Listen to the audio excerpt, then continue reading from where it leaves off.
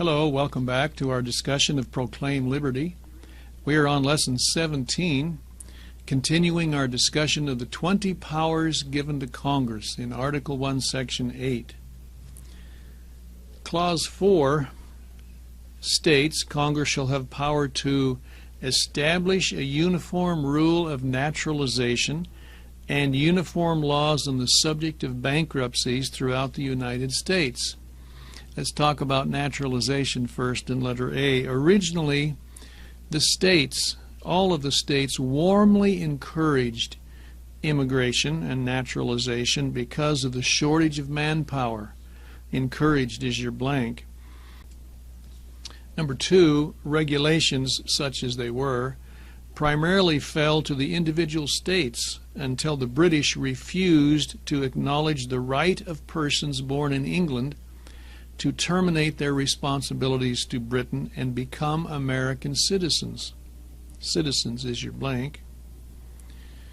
It became necessary then for the federal government to intervene to prevent expatriated Englishmen from being physically removed from American ships. This was one of the primary causes of the War of 1812. It was called impressment, and England did not officially allow her citizens to be expatriated until 1870. 1870 is your blank.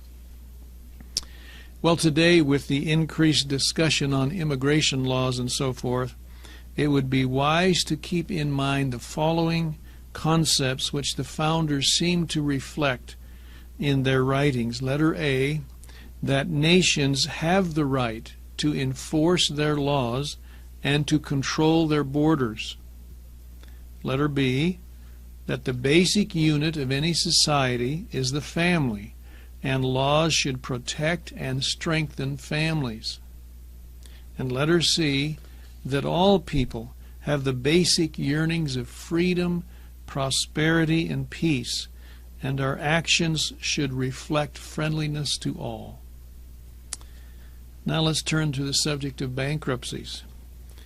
The first English bankruptcy was passed in 1542 to prevent a debtor from defrauding his creditors by discriminating against them in favor of relatives or himself. His entire estate was seized under the involuntary bankruptcy statute. That's your blank, involuntary. The real problem arose later when the debtor relief laws allowed so-called honest debtors who had become insolvent to take out voluntary bankruptcy, and that's your blank, voluntary. This, of course, facilitated the perpetuation of fraud, and in the United States it was felt that a uniform federal law would provide the appropriate remedy, especially in a case where a person would go from state to state. And so there needed to be some federal law governing this. Number 3, the Federal Bankruptcy Act is still a plague to creditors. Abuses of the system became so rampant that a law was passed prohibiting any person from taking out bankruptcy any oftener than every 6 years. 6 is your blank. Now we come to Clause 5, which has to do with the power to create a monetary system. And it says, Congress shall have power to coin money, regulate the value thereof, and of foreign coin, and fix the standards of weights and measures. Well, letter A, the power to coin money is a constitutional directive, meant that the United States must always be on a gold and silver standard. Gold and silver is your blank. In Section 10, we'll see that states are actually forbidden to pay their debts in anything but gold and silver. That's still in the Constitution. However, number 1, the courts eventually allowed the government to print paper money to replace the notes being issued by thousands of banks. Even so, the courts originally ruled that government currency had to be redeemable still in gold and silver. Gold and silver. Number 2, to regulate the value thereof originally referred to the value of coins. But in 1913, the management of American money and credit was turned over to a consortium of private banks called the Federal Reserve System, which is, I'm sure you know, neither federal nor reserve. But this should have immediately been considered unconstitutional, but the court upheld it. Why unconstitutional? Founders adhered to a policy, and they knew you do not delegate delegated powers. When the people passed the Constitution and gave Congress, instructed Congress, delegated to Congress the right and the responsibility to create a monetary system, they did not authorize Congress to pass it on to somebody else, especially to a group of private bankers. Do you see why this should have been considered unconstitutional? The people told Congress they are to operate the monetary system. Okay? In 1933, the United States was taken off the domestic gold standard without a constitutional amendment. And I might add, by executive order from FDR at first, all the gold had to be turned into the U.S. Treasury, except that was used for jewelry and dentistry and industry. But in exchange, Americans would receive silver certificates. Silver certificates. I wasn't around then, but somehow that seemed to be acceptable to most people.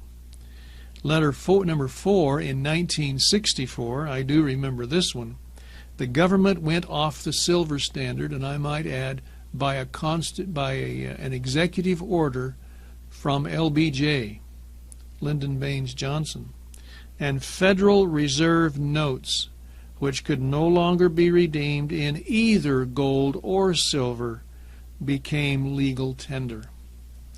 I want to refer you to the quote down at the bottom by Mr. Ellsworth having to do with paper money, and this basically reflects the feeling of the founders with regards to paper money. You may remember the experience during the Revolutionary War where literally hundreds of entities were printing paper money. As a matter of fact, even our enemy, the British, were printing our money.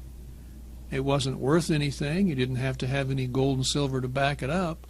And so this experience really taught the founders the correct way to operate a monetary system, and Mr. Ellsworth's quote here reflects that. Follow through on this. He says, or it was said of him, thought this a favorable moment to shut and bar the door against paper money. The mischiefs of the various experiments which had been made were now fresh in the public mind. This is the Revolutionary War, and had excited the disgust of all the respectable part of America. By withholding the power from the new government, that is the power to print paper money, more friends of influence would be gained to it than by almost anything else. Paper money can in no case be necessary. Give the government credit, and other resources will offer. The power may do harm, never good. Mr. Ellsworth.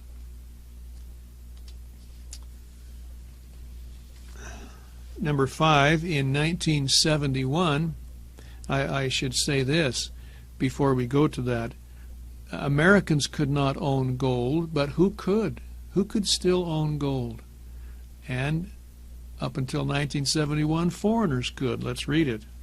In 1971, the government even refused to redeem gold and silver dollars owned by foreigners. You may remember that before 1971, Americans would go to Europe, for example, spend dollars, and they would bring them back, the foreigners would bring them back to our shores by the boatload and demand gold, and we would give it to them. But in 1971, when France was floating a boatload of dollars over here, President Nixon slammed the door and said, no more, no more. And so your blank there is foreigners. And so the American dollar from that time forth has been floating with all the other currencies in the world, depending on politics and confidence of the people and so forth and so on. What a terrible foundation for the value of our money, having once started constitutionally on the basis of a value that very seldom changes, and that is precious metal, gold and silver. Letter B, the power of the federal government to fix the standards of weights and measures was to establish uniformity and prevent fraud. You must have a good standard of weights and measures in order to have a good economy.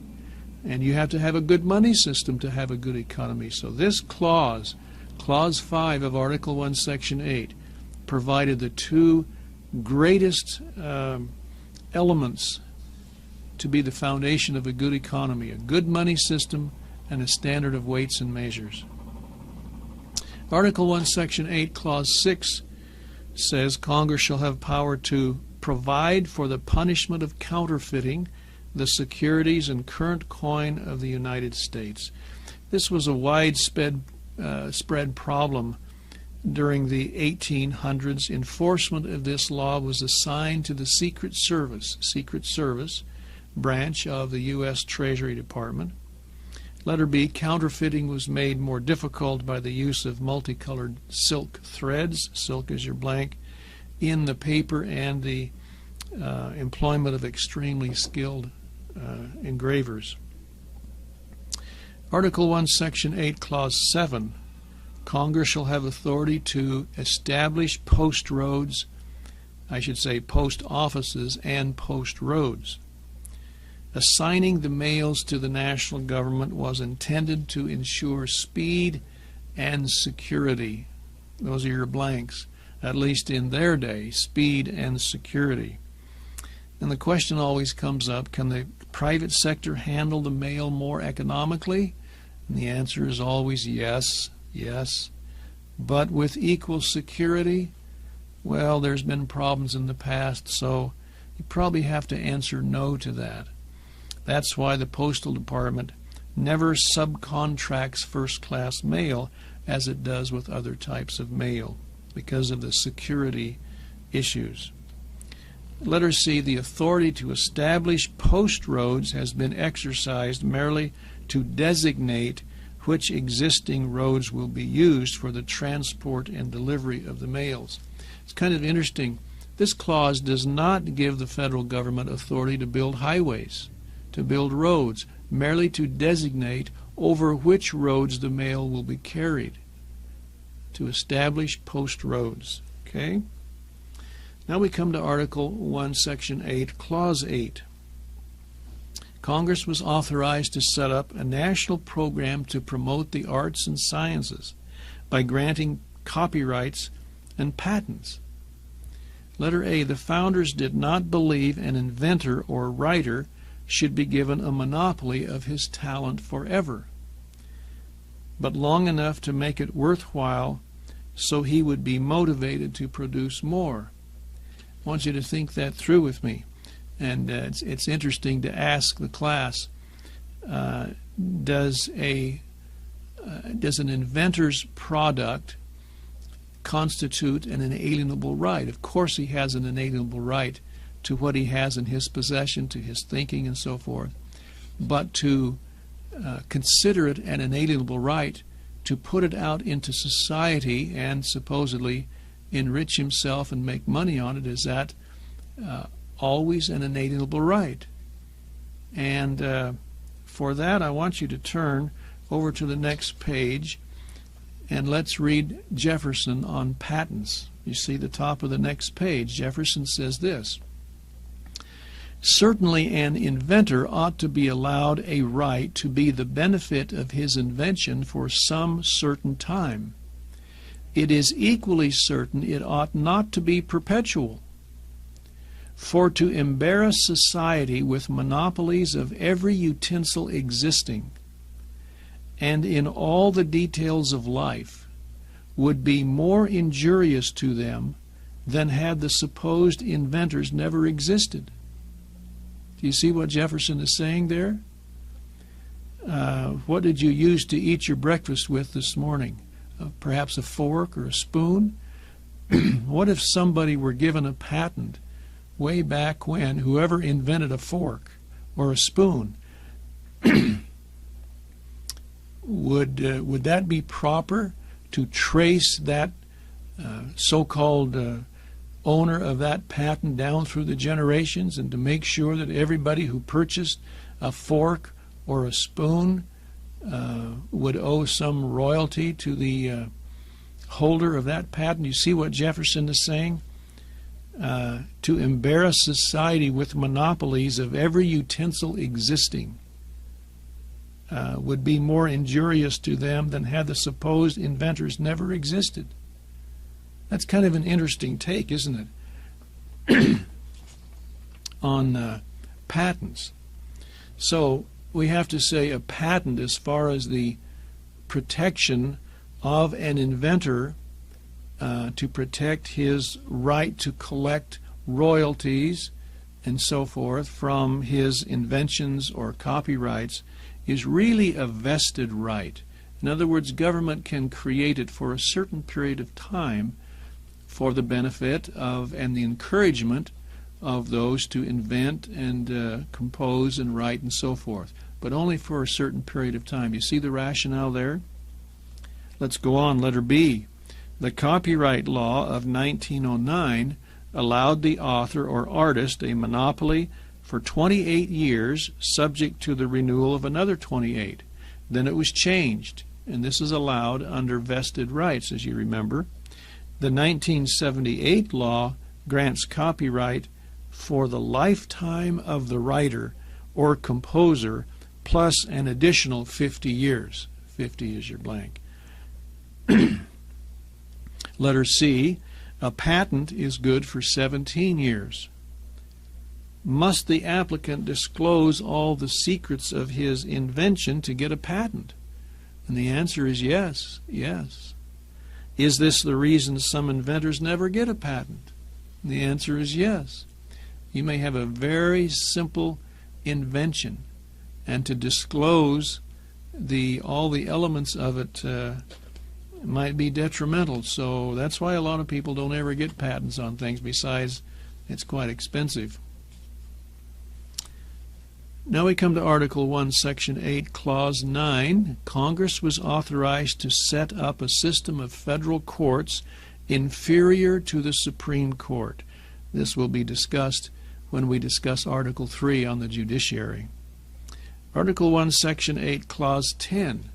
Congress was given the responsibility to define and punish piracies and felonies committed on the high seas and offenses against the law of nations. I think personally Americans don't appreciate this power given to Congress, and it's becoming more and more an issue, so we need to understand this. Letter A, all of these offenses are outside the jurisdiction of any state, since it deals with foreign issues and foreign matters, so naturally it's a federal issue. Letter B, they also involve relations with foreign powers and therefore belong to the federal government. Letter C, this provision specifically protects the sovereign right of the people of the United States to set their own rules and not to be subject to any other nation, commission, or tribunal. Some present treaties violate this provision. As a matter of fact, many of the things, the elements of the United Nations Treaty violate this part of the Constitution because it infringes on the sovereign authority of the United States. The people are saying here that their representatives in Congress are the ones to decide about what is legal or not, and what is a crime on the high seas, what actions might violate the law of nations between which is usually established by custom and tradition between nations. In other words, no international bodies made up of other nations are to make these decisions. Only the people's representatives in Congress who are American citizens. Do we understand this? Now, as you probably know, we have some present treaties today that are very dangerous. Treaties concerning the Law of the Sea Treaty, Treaty on Children's Rights, environmental treaties, treaties on gun control. These are treaties that are making headway and would like to be approved by the Senate by some elements of our national government. These are very dangerous treaties which will continue to give authority to other nations and their people over American citizens and American property. So we need to be very careful with that one. Article 1, Section 8, Clause 11. Congress, rather than the President, was given the responsibility of making all the initial decisions concerning the waging of war. I want you to look at the Pinckney quote at the top of the next page, which reflects the will of the founders. Observe that the President's powers did not permit him to declare war. The founders were so tired of King George and others like him deciding when the whole nation would go to war and dragging us all into it, and then we have to help him pay for it and send our children to fight and so forth. They said, we do not want the President having the authority to decide when to go to war. Those decisions are to be made by our representatives in Congress. Hence, one of the 20 powers given to Congress is to declare war. Letter A. Congress has the authority to declare war, that's your blank. Since World War II, which was the last declared war, American troops have been sent into major and lengthy combat situations throughout the world without a declaration of war by Congress and in direct violation of this constitutional provision. We have not been true to the Constitution, which requires a declaration of war to commit our troops into lengthy situations such as Vietnam, Korea, and in some of the later situations like Iraq and Afghanistan. I just refer you back to the Principle 24, where we decided that the military of the United States was meant to be purely defensive, and not offensive. And if we have that in mind, we wouldn't try to be the policeman of the world. And you remember Jefferson saying, we must have honest friendship with all nations, but entangling alliances with none. Mind our own business. Letter B, Congress can authorize the granting of letters of marque and reprisal. Such a letter is an authorization to a private citizen, allowing him to seize booty and make arrests as an official of the United States. See, if a person didn't have a letter of marque and reprisal, that would mean that if he were captured, he could be considered as a pirate. But an official authorization from the government, and then if he were captured, would make him a prisoner of war. That's the distinction. Letter C, Congress has the responsibility of establishing rules dealing with captures on land and sea. Congress has that, not international bodies. Congress should determine what happens to property that's captured both on land or at sea. Article 1, Section 8, Clause 12. Congress was given the authority to raise and support armies, but it was restricted by the provision that no appropriation for this purpose should extend beyond 2 years. This was to prevent a president from building up a large standing army during peacetime and using it to seize and hold power permanently. I hope you see here the the way in which the founders tried to prevent what they had seen so much before, a president building, or a king or a monarch building unto himself lots of power with which then he could decide and do about anything. And the founders said, no, the power resides in Congress. Look at the quote here from Mr. Dawes about a standing army. He says, the army must expire of itself in 2 years, after it shall be raised, unless renewed by representatives, in Congress that is, who at that time will have just come fresh from the body of the people. He's anticipating a turnover in, for example, the House of Representatives every 2 years.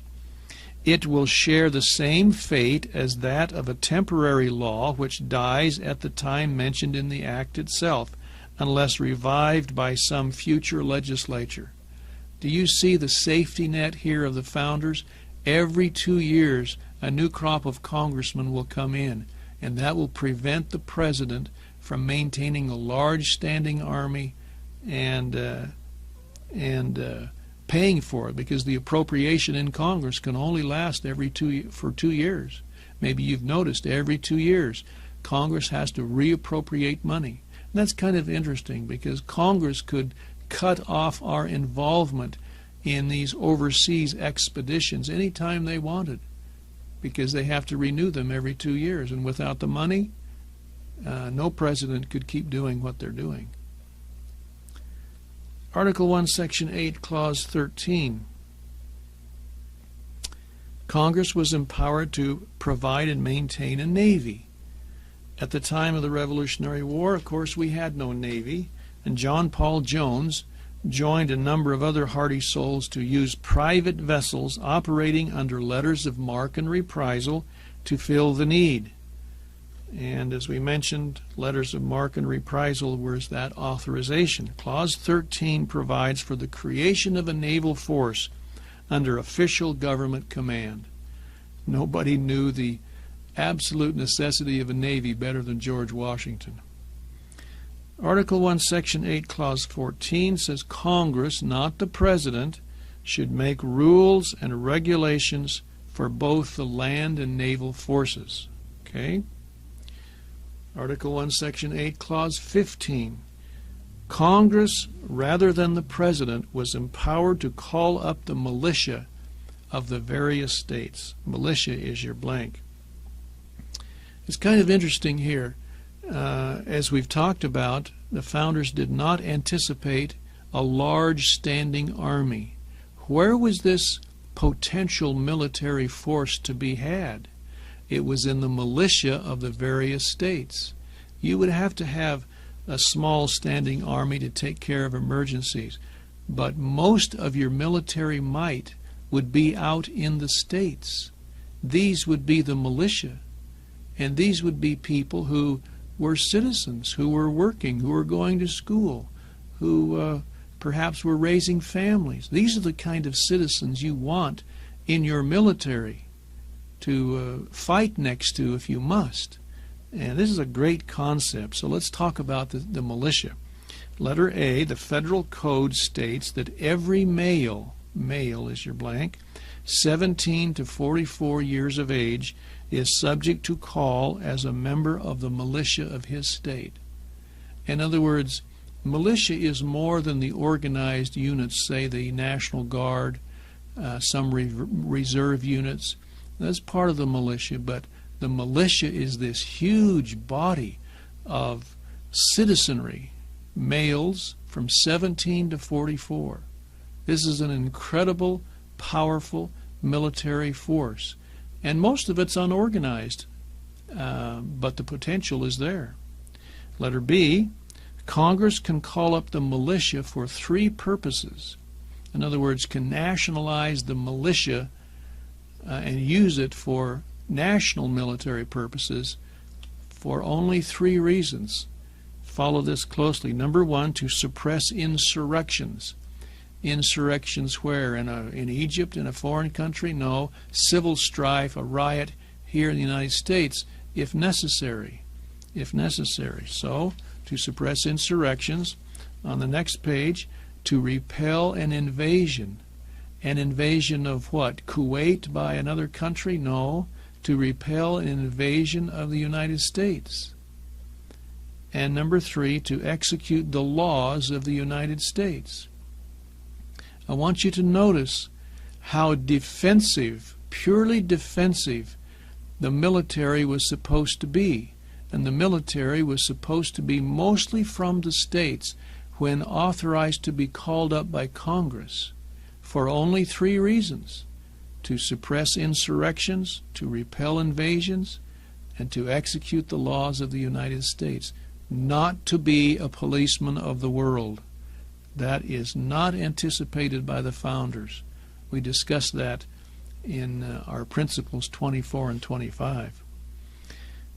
Here's a few quotes from the founders that I just want to read to you, giving you an idea of what we've just talked about. George Mason said, "I ask, who are the militia? They consist now of the whole people except a few public officers." And when we talk about this, I want you to think of the Second Amendment, which we'll talk about later. But Second Amendment, which says a militia being necessary to the security of a free state, the right of the people to keep and bear arms, shall not be infringed. And some people want you to think that a militia is just these small military units that have the constitutional right to keep and bear arms. No. No, the founders defined militia much broader than that, as did George Mason. We are the militia, the citizens. Let's keep going.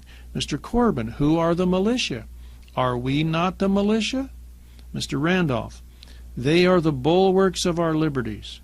Mr. Nicholas, the civil officer is to exercise the laws on all occasions, and if he be resisted, this auxiliary power is given to Congress, the power to call up the militia, that is, of calling forth the militia to execute them, when it should be found absolutely necessary. The President is not to have this power. Have you noticed who's calling up the militia today to go to overseas? See, this is not constitutional. The President is not to have this power, he says. God forbid we should ever see a public man in this country who should have this power. Congress only are to have the power of calling forth the militia. You do not leave it to the President to build himself an army and then to decide where to use it. No, that's Congress. It's kind of interesting because Congress represents the people who will be paying for military excursions and who will be sending their children to fight in the military. They are the ones that should determine when we go to war. Okay. Now our last one here in this lesson, Clause 16. Congress has the responsibility of passing laws and appropriating money for organizing, arming, and disciplining of the militia so that these military support forces will be uniform quality throughout the United States. Notice the militias are in the states, but the Constitution says Congress shall pay for the organizing, arming, and disciplining of these state militias so that when they're necessary to be called up, there is some kind of uniformity to the quality of these militias. Furthermore, most states probably wouldn't put as much money into the militias as is necessary because states have other obligations and responsibilities other than the national military. Do we see this? This is a great organization of how to have a strong national military, not a large standing army, involving people in the states who are otherwise active, involved, and concerned citizens. The Constitution gives the states the responsibility of carrying out the training and disciplining of the respective militia and appointing their own officers, that's your blank, officers, to be in command. Only when a state militia is called up for active duty will federal military officers take over on the command level. But what's interesting, the officers in the state militias will keep their same ranks as they're called into the national military.